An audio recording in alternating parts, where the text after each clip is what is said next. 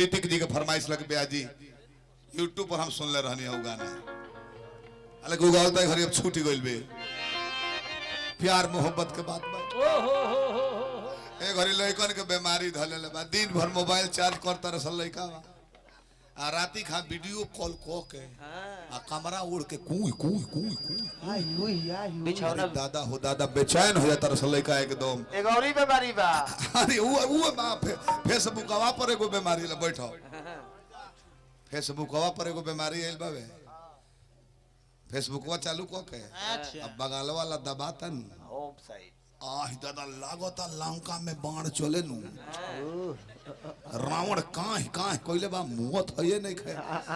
तले जमराज स्वयं कहले कि आई एम सॉरी जाना नहीं अरे होत हो जाता है भाई बीमारियों में कोई किस्म का नु बा एगो घरी जड़वा में बीमारी चलल बिया यादव जी जड़वा में बीमारी चलल बिया दिना आए के ना नहिला से तो ओकर काट लइका खोज ले बड़े से जियो गोड़िया के हमर लगो एगो भाई बगली में हाथ लगोले बगली फाड़ ले रहूं बेजी बड़ी टाइम से आ गई नहीं चली चली नाश्ता कोले को अपन धइल रहो आउ अपन खबड़ा तड़े चैन में जहाज पर चढ़ल बड़ा कहे भाई का खबड़ा त रहो कतर ना चिनौटी गबड़ा गइल बा चिनौटी गबड़ाइल बा कि सुरती खोट के चूना मले मले कोइले बड़ो ऐसे ही है गोइसन बीमारी हन बड़ी इज्जत मार बीमारी हो समाज में भाषण देवे खातिर खड़ा बड़ो तले चल देले बा सज्जनों मैंने क्या विकास नहीं किया है चल देले बा ऐसे घूमल बड़े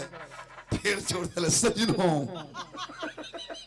भाई बहन पुलिस कोई लगा एकदम मैसी के साथ सज्जनों अपनी बारी को विराम देता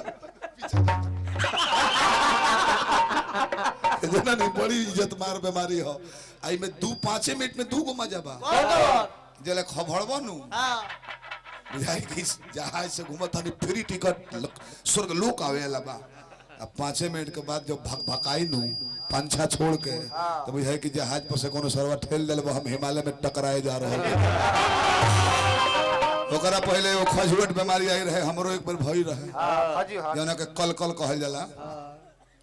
ठीक रही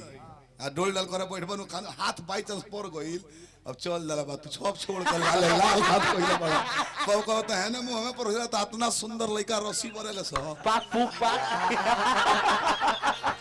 मैदान भुला गए जन काम में बड़ो भुला गेल तेरे तेज में रस्सी पर रहो